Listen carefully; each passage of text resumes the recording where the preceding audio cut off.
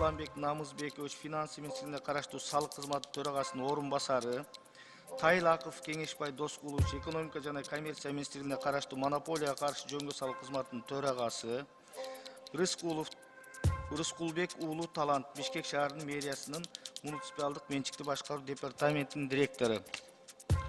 Урматтуу чакырылгандар, мен сиздерге бир кеңеш иретинде айтып коеюнчу.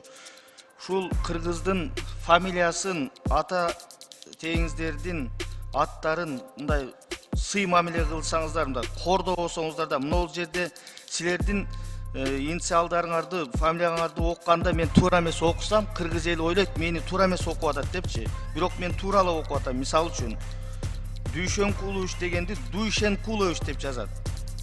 Оңдотуп албайсыңар кыргызча кылып. Дүйшөнкул качан Дүйшенкул болот? Нурдоолот Сатыбекович, Нурдөөлөт кыргызча. Эмне үчүн бул Нурдоолот боюнча жүрөт? Карасартов Алмазбек Оганович дейт. Оган деген жок, Оганович. Кийизбаева Жазгүл Иличевна дейт. Жазгүл. Акимов Азирет Доолатбекович дейт. Дөөлөтбекович. Туурабы? Эми ушуну оңдотпойсуңарбы? Эми мен ушинтип окусам, азыр кыргыз эли күлөт мага. Спикер фамилияларды туура окуй албай атат деп. Мында кыргыздын атын кордобогулачы айланайындар.